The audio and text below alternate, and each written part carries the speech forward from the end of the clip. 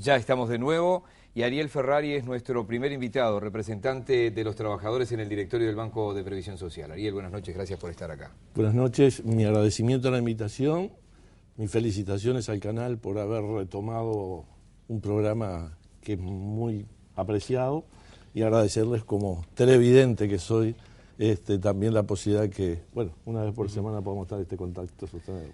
Y éxitos además. Bien, hablábamos de un anteproyecto y yo me adelantaba, yo decía que esto se va a transformar en proyecto y será aprobado. Estamos hablando de un anteproyecto de ley denominado desafiliación de las AFAPs y revocación de opción. ¿De qué estamos hablando? Para ir de lo general a lo particular. Bueno, primero, esto es parcialmente parte de los acuerdos del diálogo de seguridad social. Un proceso que se inició en el gobierno de Tabaré Vázquez, que tuvo unos resultados interesantes en el periodo pasado y que en este se le da continuidad. Una de las mesas era el tema jubilaciones y en particular el sistema de capitalización, y hubieron acuerdos. Entre ellos es que todos los que integramos el diálogo, los partidos políticos, las AFAP, las instituciones de seguridad social, las representaciones sociales, coincidimos que hay gente que está perjudicada y que por lo tanto es necesario dar la oportunidad de desafiliarse. En donde tenemos y tuvimos diferencias es en el cómo desafiliarla y a quiénes. Para nosotros era necesario una ley mucho más amplia que esta, pero creo que es un avance sustantivo porque es la primera vez que se reconoce que hay gente que es perjudicada y además contiene otros temas también interesantes que muestra que es un sistema de riesgo, el de capitalización individual, y que no puede pensarse en tener una vejez digna cuando uno tiene sus fondos al vaivén de la economía y de la finanza. El asunto central es el interesante, porque probablemente muchos se están preguntando cómo que hay quienes pueden verse perjudicados por este sistema. Capaz que soy uno.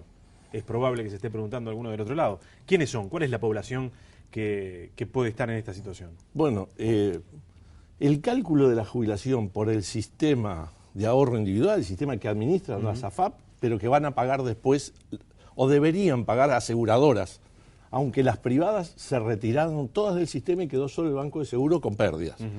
Hay que tener en cuenta para el cálculo de la pasividad varios componentes. No son llegar a la causal con determinada edad y años de trabajo.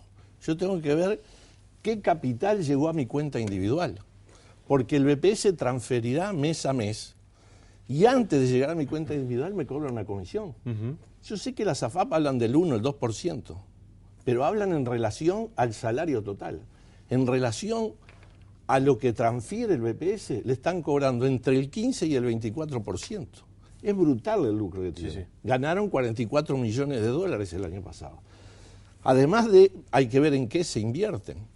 Y en el momento de yo ir a hablar a una aseguradora para ver con ese capital que acumulé, con la rentabilidad, que miren ustedes, en mayo pasado de este año, en menos de una estabilidad económica, podemos leer en la prensa que los fondos, esos que tienen invertidos los trabajadores, perdieron 525 millones de dólares.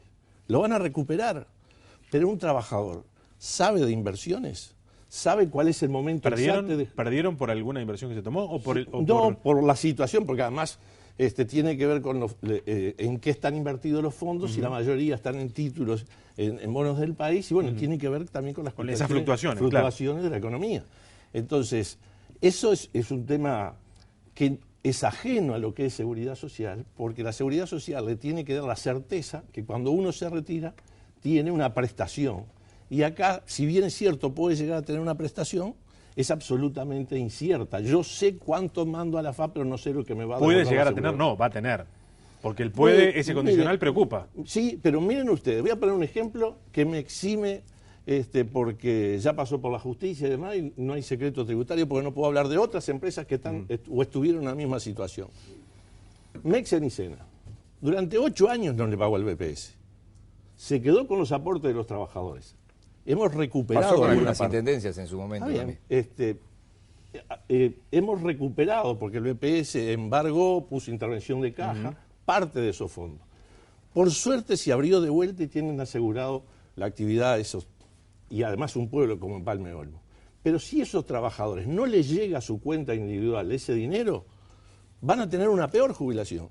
¿Y es responsabilidad del trabajador esa? A la hora de llegar el asesoramiento, Ariel, el BPS por un lado, o el BPS va a ser básicamente el que va a asesorar, ¿está en condiciones de decirle a alguien que tiene 45, 50 años, si usted se jubila con nosotros va a tener mejor jubilación? Porque esto es caso a caso, porque la cuenta individual de cada uno que por la FAP en la que usted está afiliado, ¿eso lo va a poder aseverar? ¿O es una cuestión porque se ha cuidado mucho de hablar de filosofía política, porque el PIT-CNT históricamente se ha negado a la participación privada? Pero no por una cuestión filosófica. No, por eso digo que se ha cuidado porque todos los elementos son objetivamente económicos hasta este momento. La mayoría, ¿podrá decirlo alguien? El 78% de los afiliados no estaban obligados.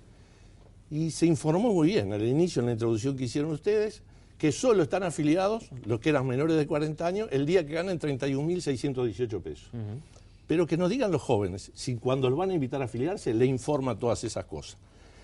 Y la ley permite afiliarse voluntariamente, pero la ley no impone en ninguno de sus artículos la posibilidad de desafiliación.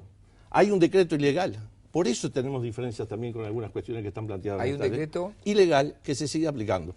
No encontramos ningún abogado hasta hoy. Hasta algunos hemos encontrado que fundamentan en el directorio del BPS, cuando vemos recursos, de que todos los ciudadanos tenemos la libertad de hacer todo lo que la ley no me prohíbe. Por lo tanto, si la ley no impide desafiliarse, poner en un decreto que es irrevocable, entonces le pone límite porque hay una intencionalidad, en definitiva, en hacerlo. Entonces, BPS va a hacer todas las simulaciones necesarias para que en determinados escenarios, ustedes entren en cualquier simulador de una FAP, que son públicos, que están en las páginas de internet, online en los portales. A ver si ustedes pueden cambiar la densidad de cotización para hacer el simulador. No la pueden cambiar. Ellos le hacen la simulación. densidad de cotización? Es el tiempo que yo trabajo, porque si yo voy al seguro de paro gano menos y por lo tanto va menos plata a la FAP. Si un mes en los últimos 5 años me quedé sin trabajo, ese mes no coticé la FAP. Y la FAP me cobra comisión.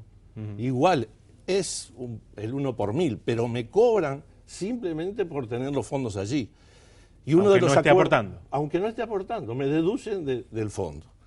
Y este es un tema que habíamos acordado en el diálogo y no está incluido. La posibilidad que el BPS, que hace toda la gestión de la SAFAP, y no puede cobrarle, porque cuando quiso cobrarle, saben que recurrieron el TCA y la sentencia fue contraria al BPS, porque dice que es ilegal, por decreto, determinar el cobro de la administración. Políticamente hablando, como representante de los trabajadores y como PIT-CNT prácticamente, ¿se sintieron frustrados con la administración Vázquez porque Astori jugó fuerte al mantenimiento de las AFAPs? Y en algún momento me pareció hasta como que hubo una orden no descrita y no dicha públicamente, no se habla de cerrar las AFAPs. Bueno, para nada, porque en el periodo pasado ya hubo un decreto que posibilitó desafiliarse a un colectivo determinado. Nuestra visión y nuestra posición de una reforma estructural del sistema de seguridad social no es en un acto solo, es ir avanzando en forma progresiva. Por lo tanto, a este proyecto de ley lo vemos como un paso hacia esos cambios más profundos que la sociedad tiene que hacer. Entonces, en ese camino es importante que se reconoce que hay gente que es afectada, hay que asesorarlos, mostrarles las posibles proyecciones de futuro de acuerdo a la actividad laboral. Y no compartimos que sea a los 40 años, tampoco compartimos que fuera a los 50 ni en la edad de retiro. Porque uno puede decir, individualmente al trabajador no le afecta. Le digo, por este sistema tenés tanto, por este otro tenés cuánto, el que más te favorece, pero el problema es que el Estado no va a pagar la jubilación, pero no recibió en tiempo y forma, y el negocio lo hicieron durante todo ese periodo de la SAFAP. Entonces, en ese camino creo que esto es un avance. Y bueno, y hay que seguir construyendo, sobre todo información, por eso la satisfacción de estar acá con ustedes. Este va a ser uno de los primeros programas hoy. El primero de varios, lo que quiero decir. ¿Qué pasa si una vez que la ley se apruebe, que esto parece ser lo más probable, un volumen importante de trabajadores decide cambiar, decide efectivamente... O por lo menos ser asesorado. Yo Exacto. arrancaría por ahí, porque si de 200.000 Sí, sí. quieren No, ser- pero doy un paso más. No, primero hay que asesorarlos. Y que va a ser muy complicado, porque va a ser un volumen de trabajadores probablemente muy grande, que hay que ver si el BPS tiene la capacidad logística para atender a toda esa gente. Romano, eso se resuelve por la reglamentación. Nosotros mismos en el diálogo planteamos la necesidad de reglamentar para que en un universo mayor, porque solamente si el Banco Central depurara el padrón de ese 1.200.000, hay miles que, y si miramos los jóvenes, hay más de 140.000 jóvenes que nunca aportaron al sistema de ahorro individual. Porque ojalá que se conecten y manden Twitter o algún mensaje en Facebook. Jóvenes que en sexto de secundaria o en las escuelas de trabajo de la UTU o en los programas del MIDES van y lo afilian. Y no son trabajadores. Y están dentro de ese 1.200.000. Entonces, habrá que ver, cuando se apruebe la ley, la reglamentación y cómo el BPS con su capacidad y con este nuevo desafío lo va a cumplir. ¿Cuándo entra al Parlamento esto? Y depende cuando salga del Poder Ejecutivo. En la semana pasada se envió otro de los acuerdos, que era la jubilación parcial, ¿no? Ya se estuvo en ese proceso y esperemos que se está conversando de estos temas. Hay cosas pendientes, como los ajustes de las jubilaciones mínimas que van a haber en julio, la canasta de fin de año, que hay que resolver antes del 1 de octubre. Y bueno, y por eso aprovecho a pasar el chivo. La ONASPU y apoyamos nosotros el lunes al mediodía se concentra en la torre ejecutiva. Para apurar el trámite. Y para exigir que el ámbito realmente llegue a aplicar los acuerdos que se habían llevado. Ariel, gracias por hoy. Un gusto, como siempre. Obviamente, hoy preferimos no hacer un debate, que estuviera cada uno en su bloque, obviamente que están todos invitados a quedarse detrás de cámaras para ver la exposición de cada uno. Nos vamos, ¿te parece?, con un mensaje de un televidente a través del Twitter de Poder Ciudadano. El sistema AFAP fue tan loco para el Estado que equivale a que Miguel le dé su sueldo a Gabriel y luego le pida un préstamo. Sí, en el fondo es eso, porque los recursos genuinos de la Seguridad Social fueron a la SAFAP. La SAFAP tiene invertido casi el 75% en papeles de título del Estado.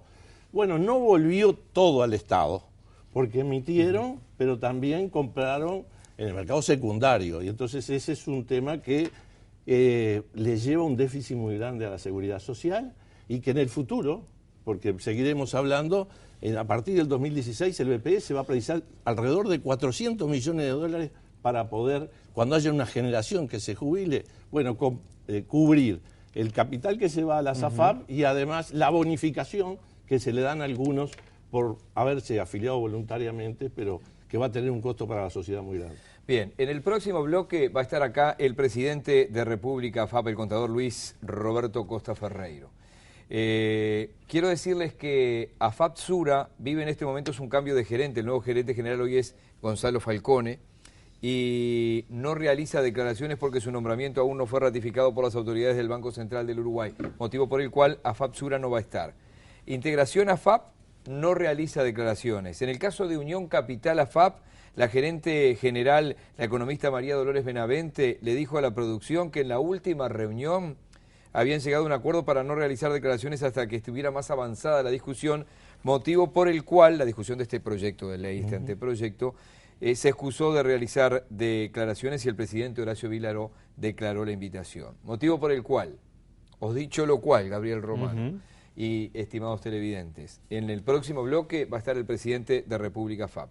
Cumplimos con invitar a todas las empresas, solo una va a estar esta noche. Ya venimos.